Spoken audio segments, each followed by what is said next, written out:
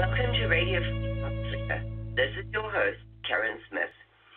And our guest tonight is Leigh Oxley, well known to everybody who follows this show, of South African Family Relief Project. Tonight, we've got an awful lot of things to catch up on because it's been a while since she's been on the show. And I'd like to start with a Black Monday March in South Africa because that had an impact internationally. Apart from all the other farm murders in South Africa, there was one in particular in the Cape that seems to have been the straw that broke the camel's back. And finally, the whites in South Africa said, we are hurtful, which means we've had enough, and we are going to protest against this. So they called for a march on the Monday, everyone wearing black in support of the deaths, to recognize the death, and a peaceful, quiet march of whites against farm murders. Well, the results of that were unbelievable. And Leigh was there, so I'd like her to tell it from a boots-on-the-ground perspective. Leigh, you started out not actually joining the march, just watching. So please tell us about it, because it was an absolutely incredible event. Hi, Karin. Yes, our folks that live on the farm project wanted to go and see the march. So they did dress in their black t-shirts, and we took them to go and see the people marching against the farm murders. And we ended up joining in. It was magnificent. The unity, everybody coming together from all races. It was really fantastic. The entire traffic stopped. People hooted. People that you do not know came and gave you hugs from nowhere. Tears, emotion. It was really, really something to live, to go through. Even though it's a very, very sad event. I know that during that weekend or the weekend after, there was another 4 murders, if I'm not mistaken. So yes, it didn't stop the murders, but it did create awareness. We got wonderful messages from across the world. It was really, really wonderful. I saw that people all over the world had their own little demonstrations. There were people in Texas standing alongside the road, people in Oklahoma carrying banners. There was an American trucking company that put signs on every single one of their trucks for that day. There were people in Thailand, China, New Zealand, Australia, everywhere. It even got some press in the UK, in foreign countries, not in the USA, but you got press and coverage. I think for the first time, the world actually had to report on events in South Africa. And it was an amazing, amazing thing to see. But the tragedy of it was that while that march was happening, a farmer was murdered. That's correct, yeah. It's that beyond is very sad. And then, of course, the ANC responds to that by arresting whites for their peaceful march. Yes. We did not burn tires. We did not loot shops. We did not throw stones at vehicles. It was a peaceful march in unity against the farm murders. And, yes, it just shows you that to the South African government, it's the one law for them and one law for us, Leigh, thing, because the blacks destroy towns, entire towns, when they march. And yet I saw pictures of after the march. There was not one piece of paper on the ground, never mind burnt to death. Yes. And this week as well, we've had the Kusile shut down with the marches there, and my brother works there, and they were locked inside the guys because it was too dangerous for them to leave the premises. So it's very, very scary. No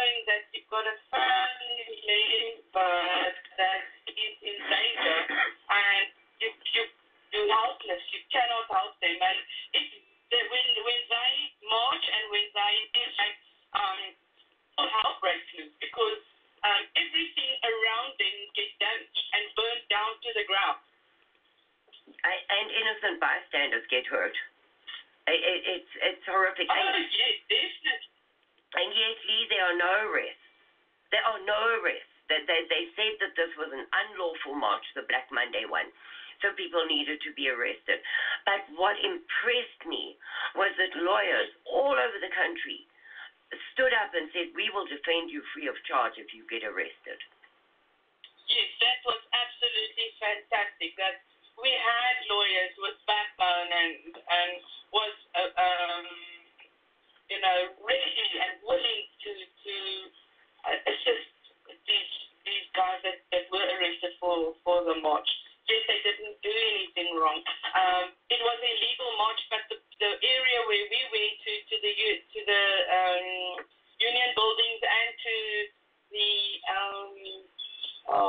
I forgot the name of the other one, but they eventually, the police couldn't do anything. They started blocking off the street and guiding the people. So we were peaceful and nobody was hurt except for the truck that plowed through some of the farmers. But that was because of poor maintenance. Tires. Yes, poor maintenance on the vehicle. So it was not on purpose. It was not one of those. No, it was not on purpose. What happened was there was a hill, and as the trucker came over the hill, he saw the marching Boers with their tractors and horses and vehicles, and he just could not stop fast enough. And the reason for that is because the truck's maintenance wasn't done properly, and his brakes failed, and his tires were. I saw the picture of those tires. I mean, he should never have been on the road with tires like that. But anyway, that's South Africa for you, huh? Yeah. I mean, a mosquito could put a hole in those tires, but yeah. And then, but it was still very, very scary, and some people did get injured, and we were all we were in fear, because you get the first report that comes through, and you do not know for sure what has happened. But eventually, everybody found out that it was the truck maintenance that was not done properly. But nobody retaliated. Everybody waited until the news came off the truck.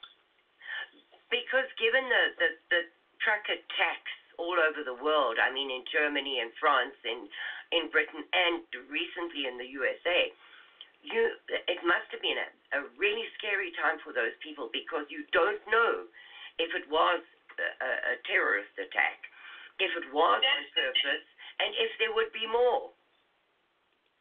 That's the thing. I mean, when it happens right in front of you or immediate, as you get the reports coming through, you do not know until investigations are done, until you've got the testimonies of the trucker and the bystanders, and so it's a touch and go situation, and you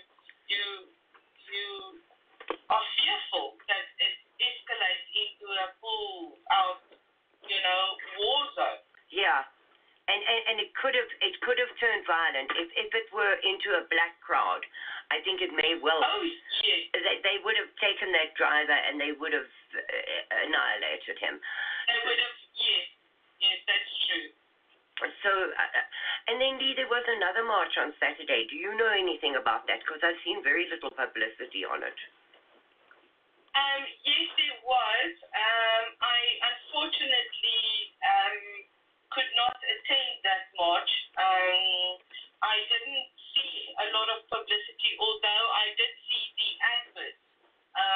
But I haven't been up to date with what really transpired in that march.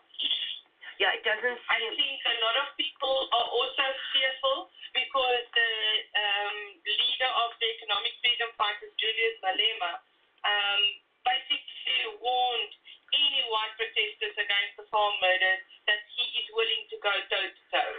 And that also scares a lot of people. I mean, if you've got a family I knew the sole breadwinner, etc., then I, for one, would not want to go and stand toe-to-toe with him. So, yeah, he did try and intimidate us or those who do march.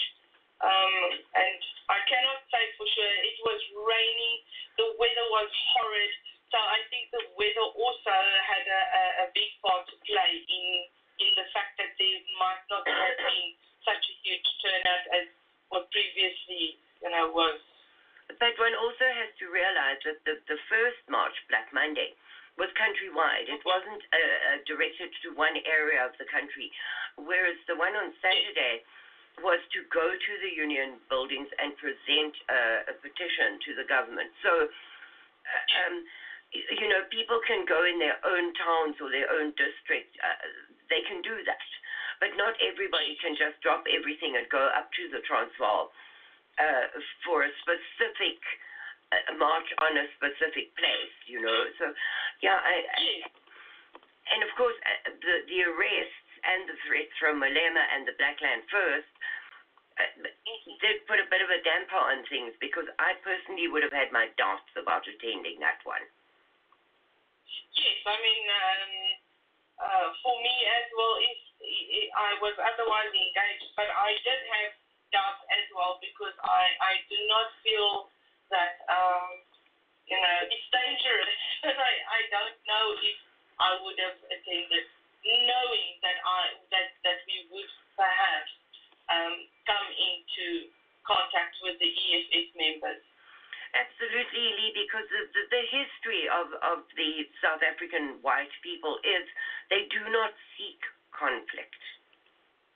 No, and that's why the marches are peaceful, and that's why we wanted talks with the government and asking the government to look at the farm murders and try and put commandos in place so that the farmers are better protected. But instead, they've taken them away and basically breaking our back. So, we want to be peaceful, and we are. Yes, to your detriment sometimes, I think. But I was very encouraged to see the unity. There were coloreds, there were blacks, there was everybody standing on the side of the road with homemade pieces of cardboard with stalks of... Yes. Cheering the people on. It was absolutely amazing. We did have one spot of trouble in Sinnerville where we started where the march was starting. A few black taxis got impatient and they went into the oncoming traffic lane and they blocked off the road. So a few of the protesters of ours just calmly got out of the vehicles, but I'm talking about 10 or 15 of these poor men. Who are not small. They're not small. With 3 or 4 taxi drivers, and they knew, listen, I think we need to get back in our vehicles, and they dispersed very, very quickly. So it happened very, very quickly without any violence. They chatted to each other and they left. So that was awesome. It was amazing, Leigh. So there was one bright spot, marred somewhat by the government reaction, but in general, an incredible thing for the whites of South Africa to have done, because they have not done it before. Then after that, there was a march in London the following week, outside the South African Embassy, which was well attended. So we are having an impact, and the world is being forced by that march. The world is being forced to re-look at South Africa, which is what we've been trying to make them do for a very long time. So it was a good thing. Leigh, I would also know the other bad thing going on in South Africa is the escalation of the murders, and I don't mean just farm murders overall. I got the figures for the farm murders alone, only the verified ones, and not the ones where the person was injured and will die later. Actual farm deaths, and these are not urban. 38 in November so far. Yes. Yes. It's gone up by between 22 or 25%. But Leigh, the violence inflicted has also gone up. The way they are murdering, it's always been barbaric. It's actually sickening. I'm scared. Sorry, Leigh? I think the brutality behind these murders are escalating. It's horrific. It's horrendous. You cannot wrap the brutality of every murder.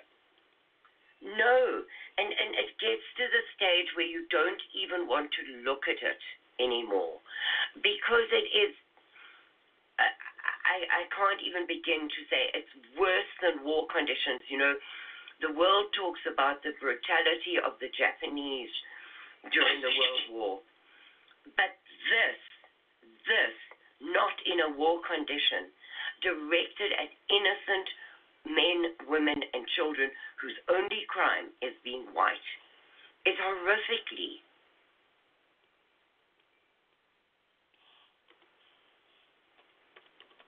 Our connection seems to have faded, but we will get Leigh back. Are you back, Leigh?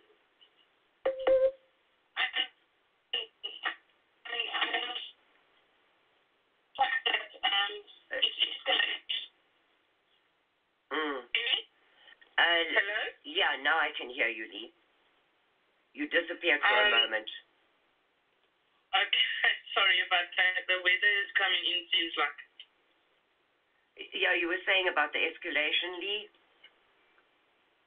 Yes, the escalation is so bad, and yet the international community or the media is not really doing anything. They're not reporting on it, and we do not understand why the international community is keeping quiet about it.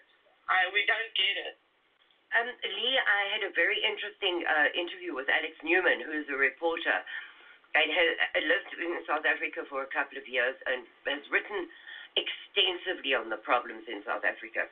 And he said the international press, because they were instrumental in destroying South Africa and handing it over to the ANC, by their lies about apartheid, by their lies about what was going on in that country, they are now too ashamed to turn around and say they were wrong.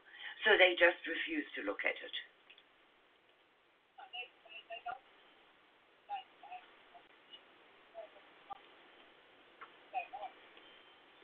Leigh, we've lost you again. We want to be seen as the cause of the problem today. No. So if they just ignore it, maybe it'll go away. But it's not going away. But it is encouraging that a British politician stood up in the United Nations and is tweeting every single day about South Africa. She stood up in the United Nations and she... I think Janice Atkinson, I think it is. Yes. Yes. And she demanded that they put on their agenda the farm murders in South Africa. Well, she was voted down, but that's not the point. The point is that somebody is finally standing up for you. Yes. I was actually moved to tears because of what she had said at the United Nations. And she knew already that she would not be heard. Yes. And that's so heartbreaking to us. Yes, she said, I know this is not going to happen, but I want it on the record. And I just find that strong, brave, and amazing that there is somebody who is willing to stand up and say, look, this is wrong, and you've got to stop it. And if we could get 2 or 3 more people, the UN could not vote it down. if an American would add their voice to that, they have the power to enforce that it gets on the agenda. Yeah. So, that leads me to talk about Helgaard Miller. He is a South African who lives in the USA right now. Now, he's not the first person to have done this, nor will he be the last, but he has gotten a lot of publicity for writing a registered letter to the White House about the state of affairs in South Africa. Now, we all know that that one letter is not going to have any impact. But what we also know is that if a couple of hundred, never mind a couple of thousand of people, would send that, even if it's the same letter, were to send it registered mail, not email, because that has no result. We've tried that. To the White House. If we had hundreds of people doing that, and it would take 5 minutes of their time, I would provide the letter. All they have to do is print, sign, and post it. If we could get hundreds of people to do that, the White House would be forced to respond by the power of numbers. So, although this guy is not going to have any impact, people are interested in the fact that he did it. People are interested in his video of him reading the letter. People are interested in his posts showing that he sent the registered letter and it has been received by the White House. So would it not be a good thing right now, while there's interest in that activity, for us to put a letter online that people can send to the White House, but we want them to post proof that they did it? Yes, yes. Well, we need as many people to respond to this, as many as we possibly can. If nobody takes note and nobody does it, there are many petitions going around, but there's not enough people supporting it, and we need the proper support in order to make a huge impact and get them to set up a listen. So, Leigh, do you think, I've got a wonderful author who's got a legal background and he's willing to write the letter for us. Do you think that people would do it? I think they would. The stage of the year, with all the murders escalating and the brutality, we cannot not sit and do nothing. We have to do anything and everything in our power to draw attention save our people. Especially, Leigh, with the EFF and the Black Land First saying on the 31st of December they are coming for your land no matter what, by any means necessary. Yes. Given that deadline and given the seriousness of that threat, we need to take action now. Yes, and the more people that does it, the better. Our lives are at stake. Our children's lives are at stake. Our grandchildren's lives are at stake. We cannot not do anything. I agree. So I will make that letter available later this week, and if you will help me to publicize it, and let's see if we can get a movement going amongst expats in the USA and sympathizers in the USA. Because if we can get a couple of hundred people, I'm hoping for 1,000, but that, people are people. If we could get a couple of hundred, the White House cannot ignore it. And I do feel, especially with the social media drive of hundreds of people saying, here's the proof that I posted that letter, it cannot be ignored. So I think that is one action that we can take, and I will make sure it happens later this week. Now, okay. What I'd like for you to do, Leigh, because there are so many people asking about it, because you've been so busy and because you've been cash-strapped, your presence is not felt so greatly on social media at the moment, and people are asking for updates on the farm. So I'd love you to talk about it, because there are a lot of people who don't know the latest things. and it's been a great success. So I'd really love you to tell us where you're at right now and what you still need to do. Well, yes, it's been a hard year thus far. Starting this new project has taken a lot out of us. We've been working really, really hard. We've had our first families come in, and they have, some of them have moved on, gotten jobs, and a nice house or a better house to stay in from where they were previously. So that is absolutely wonderful. We've rescued another 4 families, and they are, still finding their feet. And we are building and trying to expand the housing so that we can take in more folks. But yes, it's labor intensive. It's really, really hard work. Yes, it's tough sometimes. Yeah, and given the fact that there have been 3 of you, I mean, you sometimes have help at the weekends or whatever, but in general, there are only 3 of you who are full-time workers there, and you do have other things. You still have the camps to take care of. So that there are the 3 of you have done all of this by yourselves, literally. Yes. With the help from the families that move in and out, we do get some help, but for the majority of the work, it's Marius and I and Piet that are still going strong and doing what we have to do. You can't get up and think, okay, I'm going to miss today, or I'm going to take a day off work. There is no such thing for us. Because we have to look after other people, and we've got to continue to build and work as hard as we can in order to be a success. We want to have more projects like these. So this one is very, very important to us.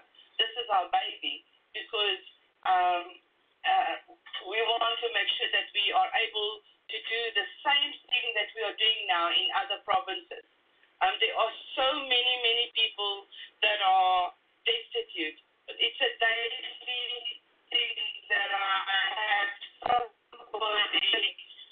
someone phone me and ask us for a place to stay, and it's heartbreaking to accommodate them or take them in. Most of the camps are full. People are losing their jobs daily, their homes daily. It's actually a nightmare. So Leigh, if a person cannot get a place in one of the established camps, what happens to them? Well, they live on the street. But that is a death sentence. In the bush, in a tent. If they're lucky, they have a tent. They go to a petrol station and try and sit there the whole night in order to be safe if they are not chased away.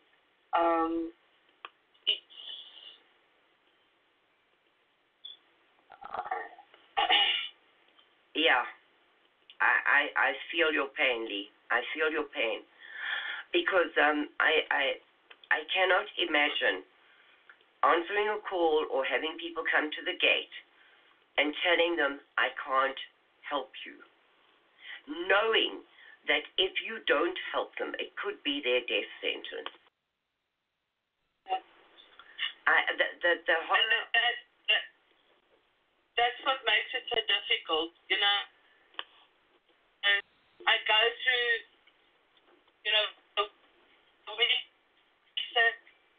I'm fine. And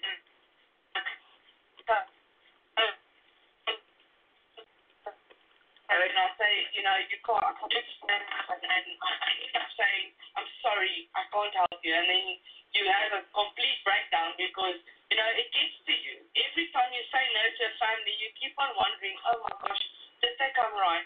Are they okay?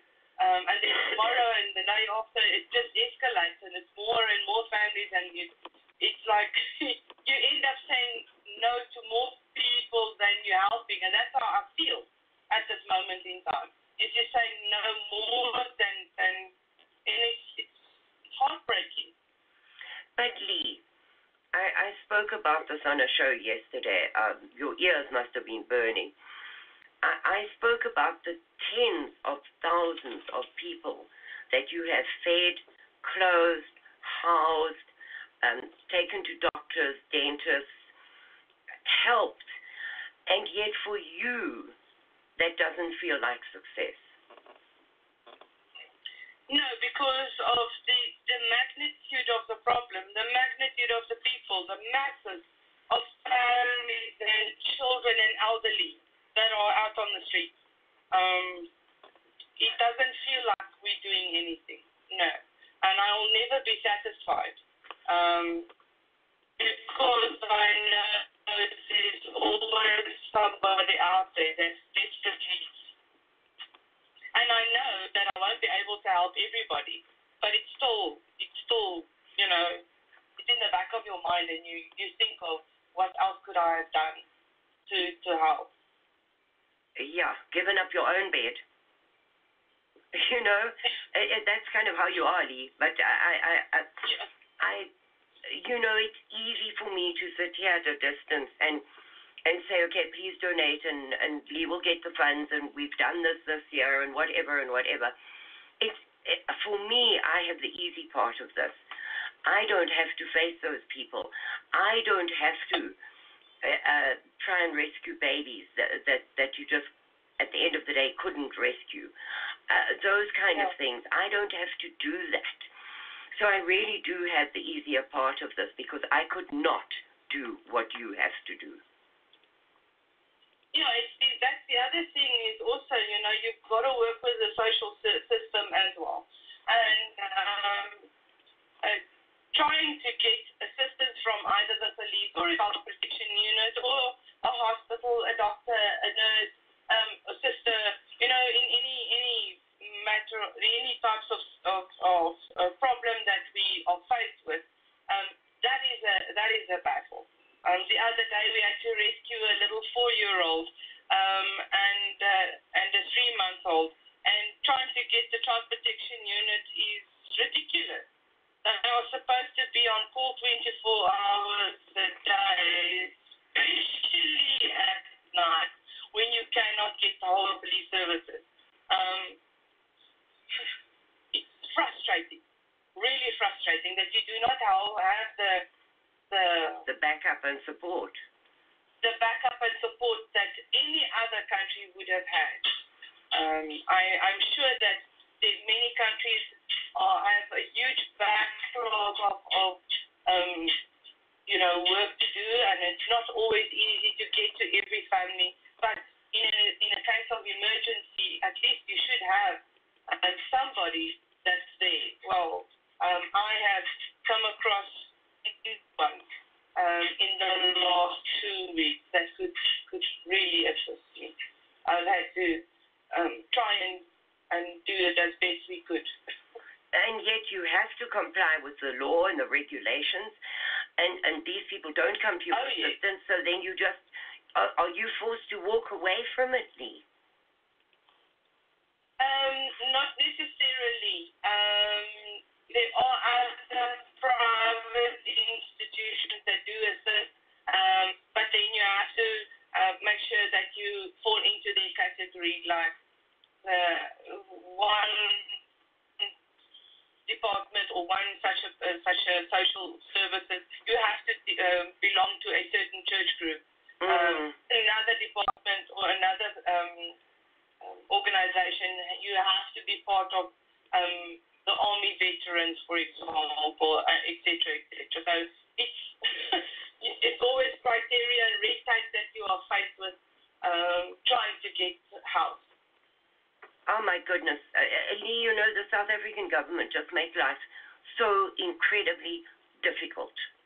And I don't know if that's across the races, but I can't imagine that another color person would get a better response than you are getting. I mean, if they don't answer the phone, it doesn't matter what color you are, they're not answering the phone. End of story. Exactly.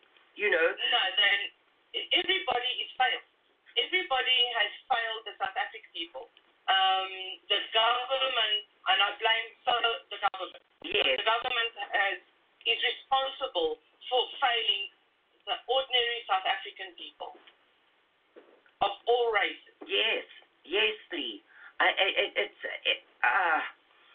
and at the same time enriching themselves. Oh, yes, of course, that comes first.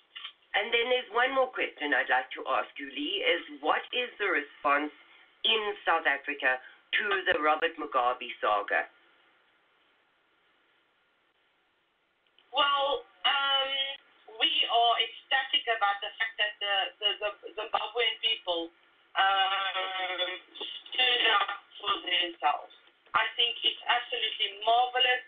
There wasn't any violence. There was no tires burned. Nobody was violated, and it was unity. Like the march from the Black Monday.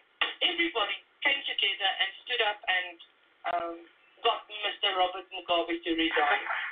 I think it's absolutely fantastic. What is not so fantastic is the retirement settlement he's getting of $10 million. Well, he's already a very, very rich man and has taken so much from his people and taking even more. So, yes, I do agree there with that. His people are starving. They are eating rats.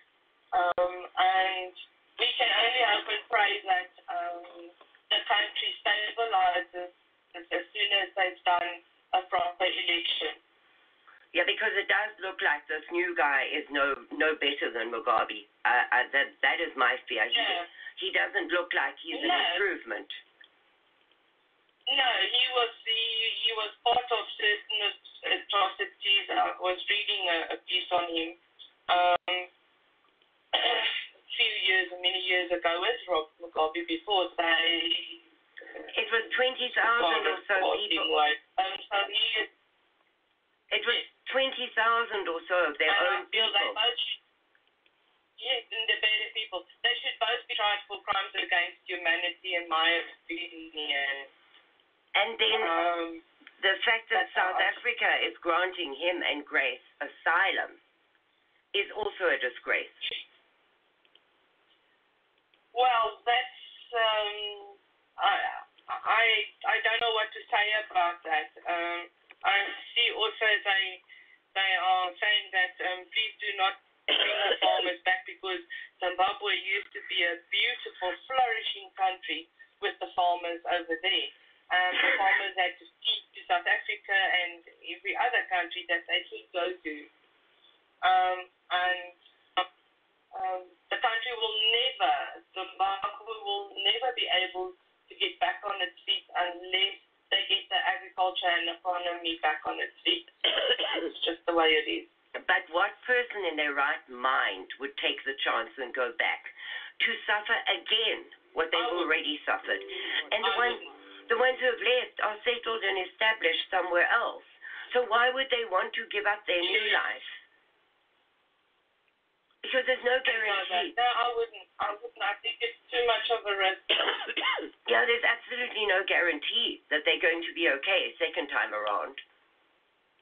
Yeah, but what I'm saying is they themselves should get, the agriculture and the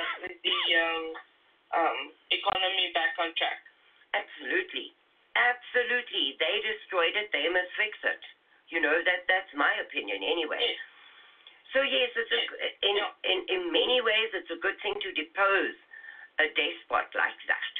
But on the other hand, what are you replacing him with? And that is my fear for South Africa as well, because this enormous movement to get rid of Zuma, that is all well and good. But what are they going to replace him with? That's the thing. I fear it would still stay the ANC government. ANC will keep on winning. And they are just going to put another person in Zuma's place, and he would have to listen to whoever pulls the strings. Exactly. It's the person behind the president who's pulling the strings, because they tell me, and I keep reading it, that Zuma is really a very smart man. He was intelligence for the MK.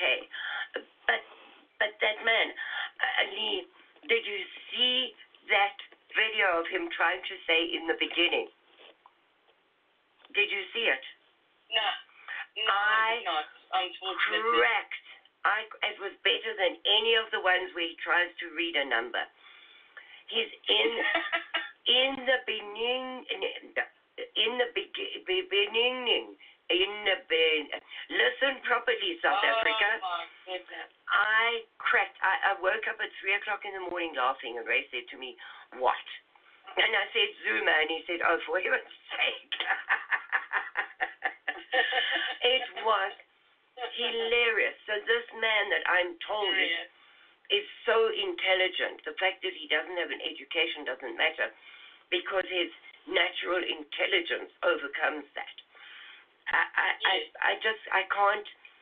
I can't buy into that theory. Yeah. You know, but what? Neither do we. I mean, we just don't get it. But like you say, he's more intelligent than most of us. So yeah, that's probably why we don't get it. Yeah, we don't have the intellectual capacity to understand, and we also don't listen properly. Yeah, no. Oh, above our level. Yeah. So yeah, I just fear, because I do believe that although Julius Malema might not be the next president, unless he does it by the barrel of a gun, which he's now seen Zimbabwe do, you know. Yeah. So that is another possibility that is scary, because if either he or this Blackland First or any of these people get enough power, oh my goodness, and we are done for, and then it's going to be too late. Yes, it is. You know, it's all good and fun. We make jokes sometimes. We have to make jokes sometimes, but we always have that in our minds that we are being threatened on live TV. They show it on the news. Hey, Meneer Burki, you must know your place. Yes. We are being threatened on live television, on the news. Everybody sees it. There's always that fear of, is he going to come? That night of Uhuru. When is it going to happen? We have to think about that. We have to always be prepared. And there's no way, really, to be prepared for it. Leigh. No, there isn't. Because you do not know what you're going to do, what's going to happen, how it's going to happen. You're going to have to just try and protect your family as best you can with what you can. And realistically, Leigh, there are approximately 12 of them for every one of you. So, yes. You know, one has to take that threat very seriously, because the young, unemployed youth of South Africa are angry, very angry. And the ANC, the EFF, and Blackland First, and the DA, and all the rest of them have done an extremely good job of uniting all these people against the white. The white is the common enemy. And if we just get rid of the whites, everything will come right. So yes, everything will be restored back to where it used to be. Yeah. What? Living in mud huts? I don't know where they want it restored to. But anyway, the ANC have done a fantastic job of that, together with all these other parties, because none of them is any different. You know, the DA was the hope for the whites, but they buy into all of these same things that the ANC stand for. So there is nobody. And what's worrying to us about the DA is that they are for the land donor. You know, they are basically saying, yes, we agree, take the land from the whites because they do not deserve to have the land. It used to be the black man's land, and it should be given back to them. Given, being the main word there, given to them. So So Leigh, a farmer in Yes. South Africa has absolutely no incentive to improve his farm, to buy new equipment, to do anything, knowing that from the 1st of January, it could be gone. Yes. It's a situation that the world is not looking at yet, but they need to. Oh well. Okay, so give us some better news, Leigh. Tell us the nice things on your farm. Tell us about the ducklings and the little chickens and the vegetable garden, and tell us some pleasant things. We started with 13 ducks. We are sitting now with 30. So that's awesome. Our little ducklings are doing very, very well. We had, unfortunately, a type of ferret that stole our chicken eggs. So we eventually found out that it was a ferret. And we've got one little chicken, a baby pig. But yeah, he's been sorted, relocated, and hopefully our chickens will now lay some more eggs, and we'll get our chickens. We then got some rabbits. So the food, the peels that come from the peeling of the vegetables, that goes to the rabbits. And then we have 2 goats, Charlie and Sue. They are absolutely awesome. They are only just over a year. They are Kalahari red goats, which is a meat goat. And we're going to let them, produce offspring. Hopefully in the near future we will be able to acquire more female goats. And so that we can have more offspring and get some goat's milk, which is going to be fantastic. We have fruit trees that have been planted and donated to us. We've got pears, we've got blueberries and blackberries. We also have worms. The worms is in a vase. They made a makeshift stand for it. Sorry. And there is a 25-liter drum at the bottom where your outlet is. We put vegetable peels and that inside the vase with the worms, and we put a little bit of water over it, and we cover it with a blanket, and they eat the vegetable peels, and they produce worm pea, which is gold for vegetables. And Marius is so super excited about the worm pea. Then we are taking, I'm telling you, he's like nursing these worms. He toxes them and makes sure that they are nice and fed, and that I've got enough moisture, and we take out some of the soil when we want to plant new seeds. So we've got a tiny little ecosystem going, with the worms and the vegetable peels. We try and not waste. So anything that comes out of the kitchen that is not used, rice, a little bit of rice that's left over, we give to the ducks. The vegetable peels goes to the goats, the bunnies, and the worms. So yes, everything is like recycled. The mayo, the Crofton Blackwell mayonnaise bottle. Yes. That you did. We've asked everybody around to please collect them for us, and we got some wonderful green beans. So we made curry beans. You know what curry beans? Oh, I love curry beans. South Africa. Yes, it's like a traditional bean thing.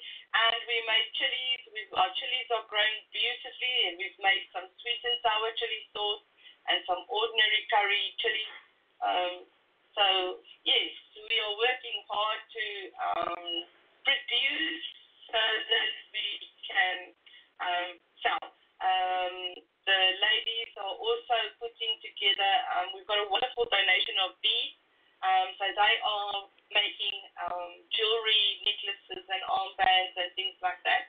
And we will as soon as we've built up enough stock, to the nearest farmers market.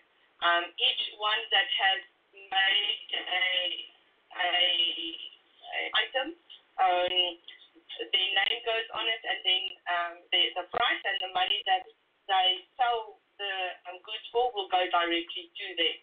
So they're so super excited and working hard on getting the produce or products enough so that they can go and sell.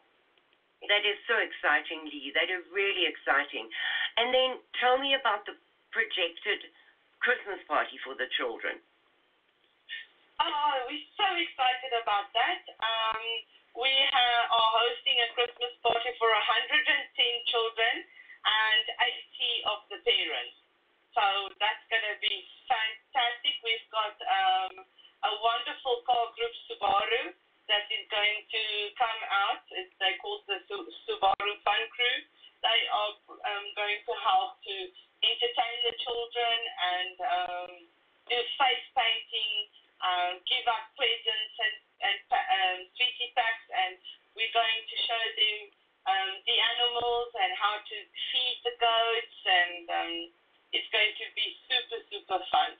We're also going to have jumping castles and slip and slides. We want some lovely Christmas music playing, giving the children a wonderful, wonderful day. You know, they don't get to spend days like those. So, yes, our focus is on the kids and spoiling the parents also. Leigh, are you going to sleep for a week after this event? I'm going to then get ready for the Christmas Day. We've got some of our residents and some of the families that we also help during the year. So we've got around 40 people that we're going to give a Christmas lunch to. So we are all going to work very hard in order to do that as well. But to make either of these things a success, Leigh, you need money. Yes, we do. It's always difficult. You know, we're trying to do the best as we can, and we've had some support, but it's not enough. You know, it is a battle, and you wonder how you're going to cover all of it. So I am having sleepless nights at the moment. And given the fact that your PayPal and your bank accounts are frozen right now, that makes your life even more difficult at this time of year where, A, more people are being laid off, so the demand for food and housing is greater, and B, you really, really want to give these people one day of just absolute joy, but you cannot access your own funds. No, unfortunately not at the moment because of the BEE laws. They have asked us to please produce our BEE certificate. So we are trying to work on the problem as best we can. We want to comply, but that's also not really easy to do. No, I wouldn't imagine it is, because if you comply, then you have to give 80% other color. And that was not the plan. That's true. Yeah, that's where the difficulty comes in. Yeah, I understand that. So Leigh, then, how can people help? Because I know at this time of year, everybody is wanting to help. But if they can't donate via your website, what must they do? Well, the best thing is to donate to you. I know you have been absolutely fantastic. You have really, really supported us in the times when we've had nothing and when we have struggled.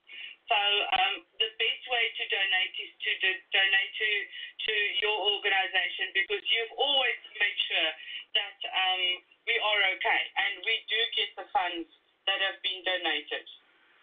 Oh, thank you for that, Leigh. So if anybody would like to help Leigh at this time of year, go to radiofreesouthafrica.com and you can donate. Just make sure that you mark your donation for SAFRP because I do get donations for other causes and I need to know where the money should go.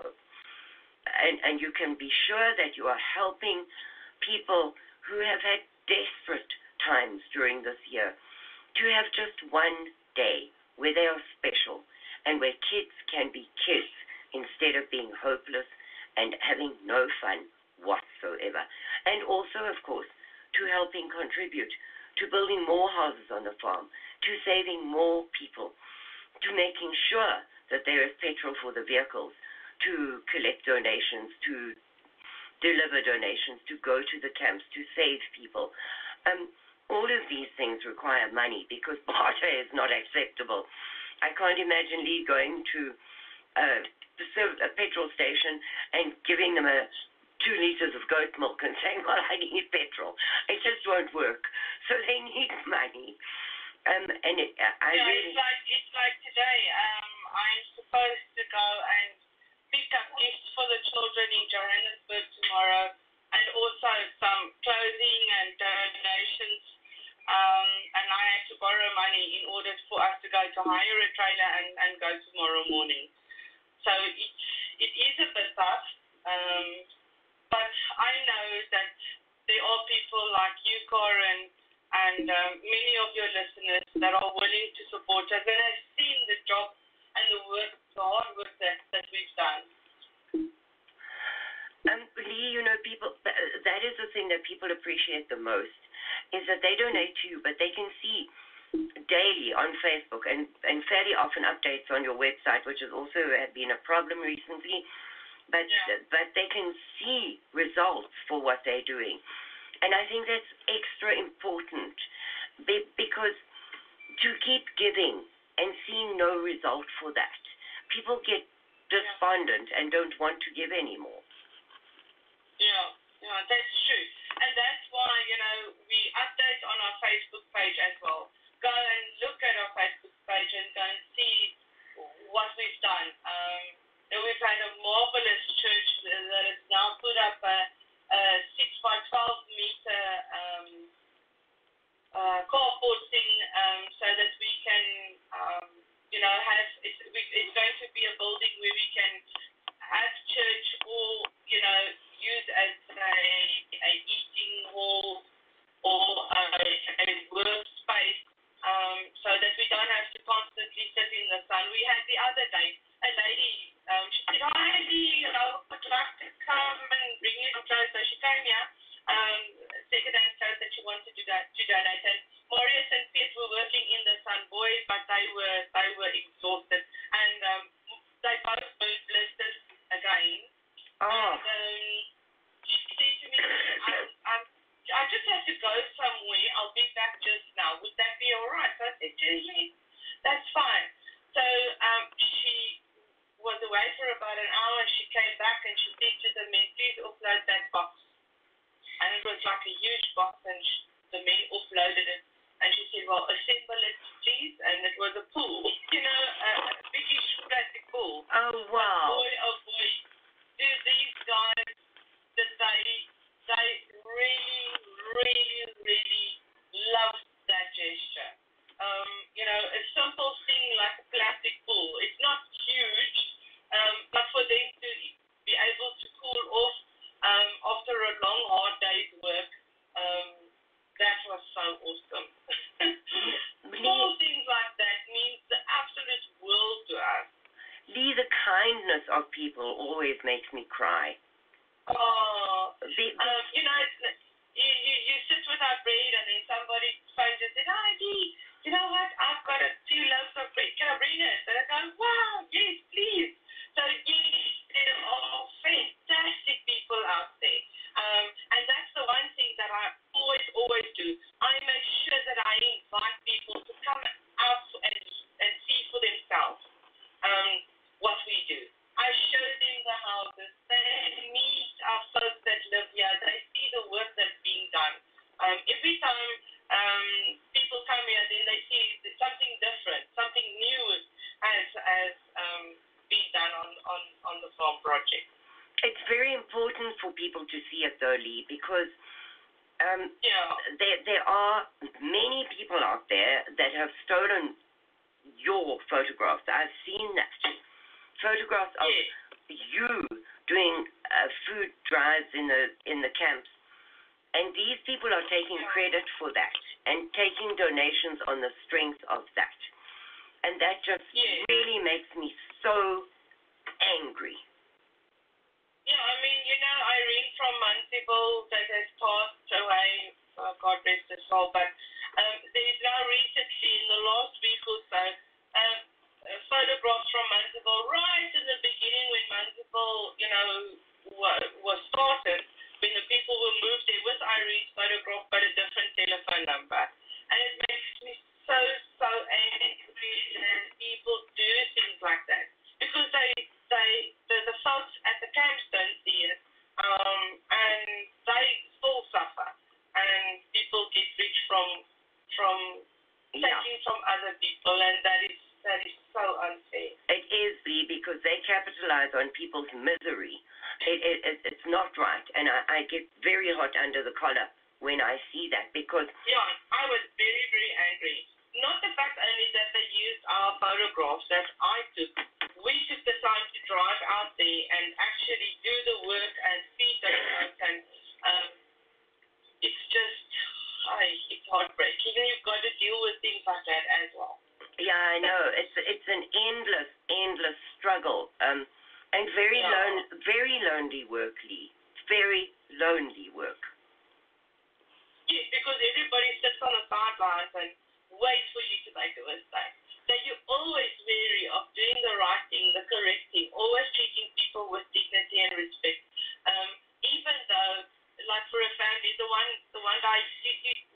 day you get shouted at. I know the family's desperate. Nowhere to go, and then you get treated very, very badly. So not everybody is nice, and not everybody is wonderful. No, the majority are not, and that is why these kind people with incredible big hearts. That is why they are like angels. They are absolute angels. I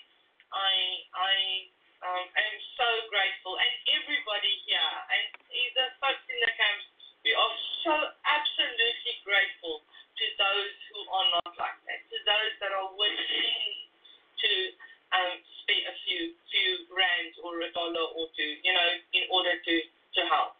Yeah. Well, Leigh, I will, as you know, I will, as always, do my best to help. To provide backup support, moral support. I'm here for you, and I'm really hoping that people will just give up a coffee today or give up a burger today and have the satisfaction of knowing the absolute joy they will bring to somebody who has no joy, no hope, no nothing in their lives. That is what keeps me going, Leigh.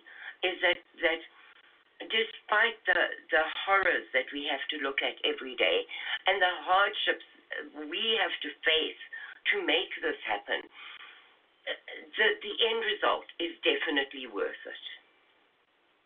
And the other thing is these people are not there by choice. No. You get many places where people live in poverty, and it's because they are lazy. These folks are not there by choice. And that's the one thing that everybody needs to remember. Yes, you get the odd one out, but for the majority of these folks, they have nothing.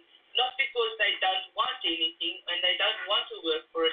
It's because they've been denied employment.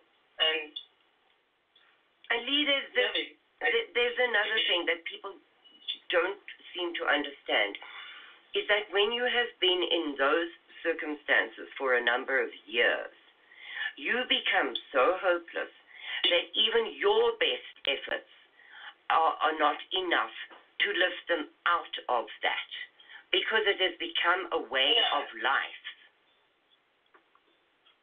That's true. It has become a way of life, and I've seen, especially with the first group, it's difficult to get their mindset changed. My first group was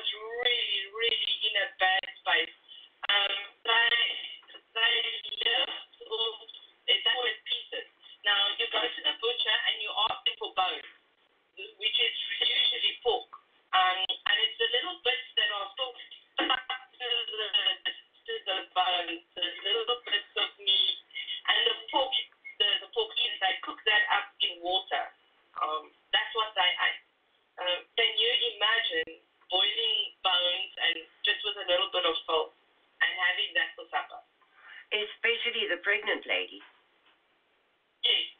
She picked up, I think, around 9 kilograms, 10 kilograms before she delivered. So she picked up very, very nicely while she was here, from the time that she got here.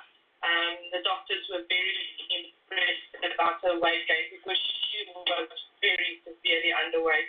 And there are a few good things that I've learned. You do not feed them a good meal when they get here because they get so violently ill. Their stomachs are not used to having proper food. Oh, Leigh. So you've got to slowly introduce nourishing food to them as time goes by. Oh, Small little lessons that I've learned. The other thing that I've picked up, especially in the camps, is really, really heartbreaking. The newborn babies, the mothers are so malnourished that they cannot produce breast milk. Some of them just don't have milk at all. And then the hospital, before the mother and baby is released, give them a small little tin of formula. But little do they, when that mother leaves, she will not ever be able to afford formula. Baby formula in South Africa is very, very expensive. So what they then do is they take ordinary cow's milk and dilute it a little bit. Now, cow's milk is not nearly nourishing enough for a tiny baby. So we're ending up with malnourished babies and mothers. The children are then susceptible to all kinds of viruses. You've got newborn babies landing up in the hospital with pneumonia, bronchitis, all kinds of lung infections and stomach problems. So it's a vicious cycle. If a baby doesn't get proper nourishment, we all know the brain develops, and if you do not get proper nourishment, you are lacking. We are seeing speech impediment in the children. They do not have the fine motor skills. They struggle to learn. So it's a huge problem. This is what I've picked up in the last 6 months. But Leigh, that's terrible because an entire generation is now going to be disabled. Exactly. And where do you start?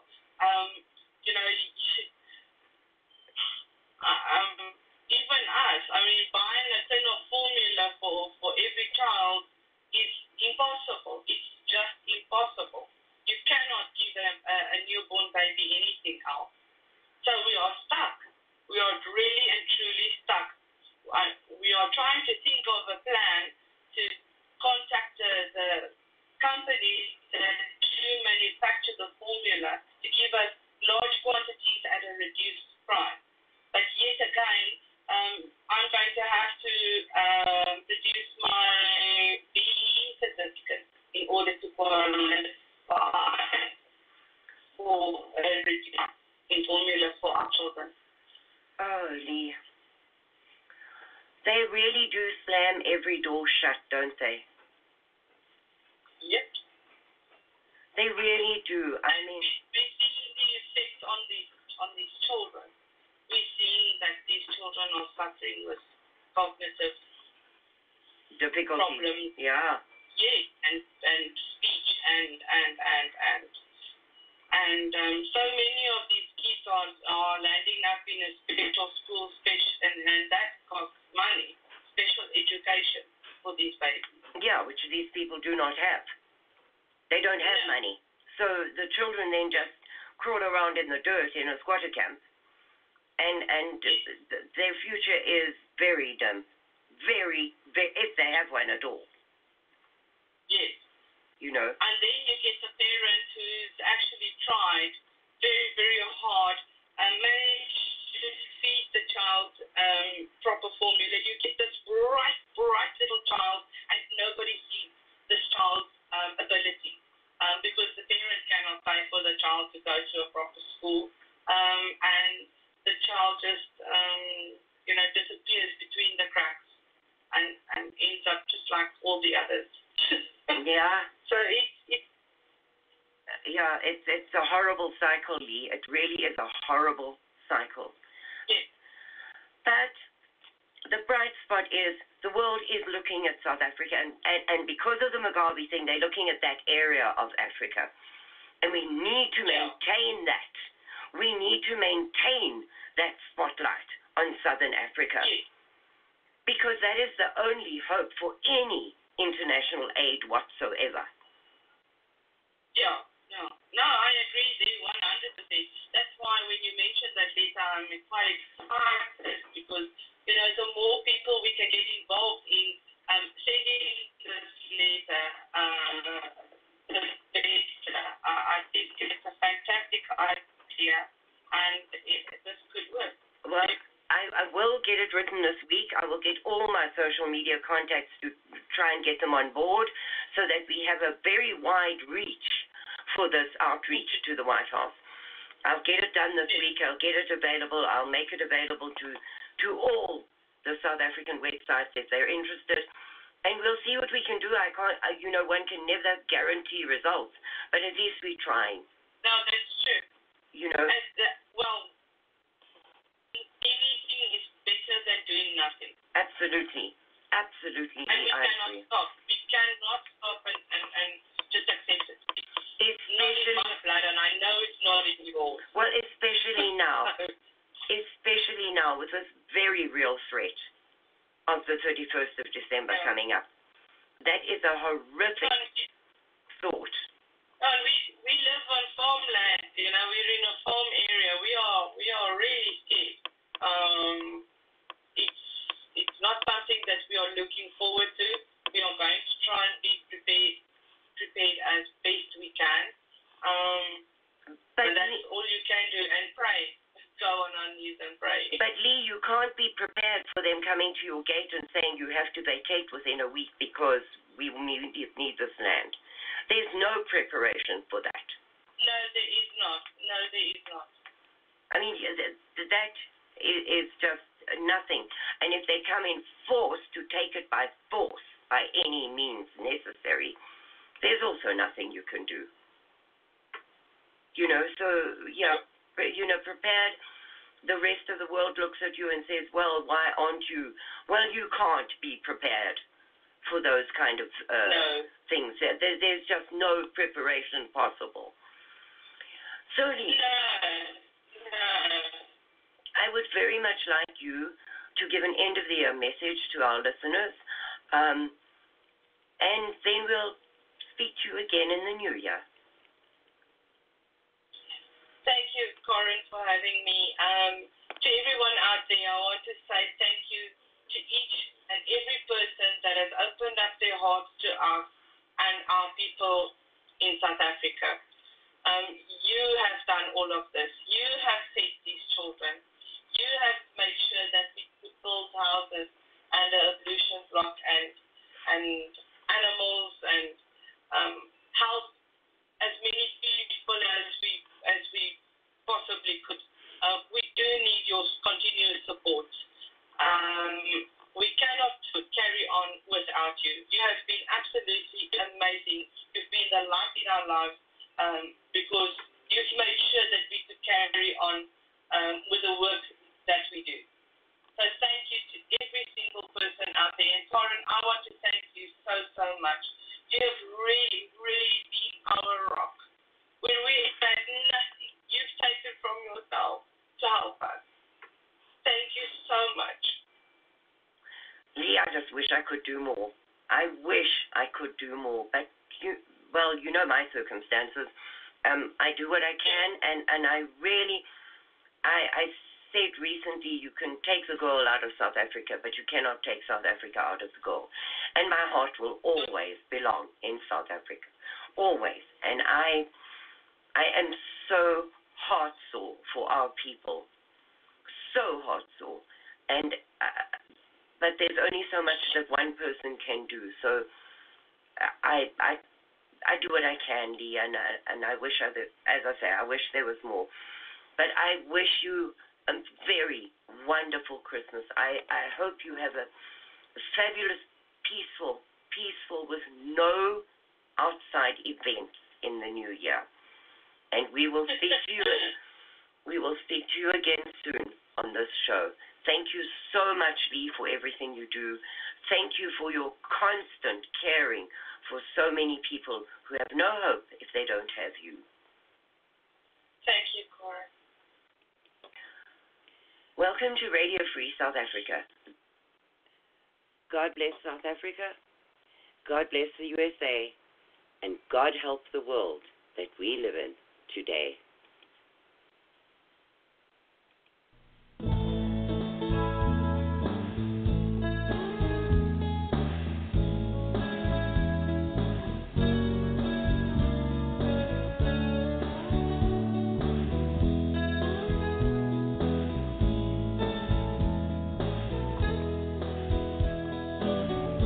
Once I was a blind man, wandering to and fro. Once I was in sin, out of control. But He reached down and picked me up, poured His Spirit over me, knocked the scales from my eyes, and now I see. Praise Him, praise Him, praise Him, praise His holy name. I was in sin, but He loved me just the same. Praise Him, praise Him.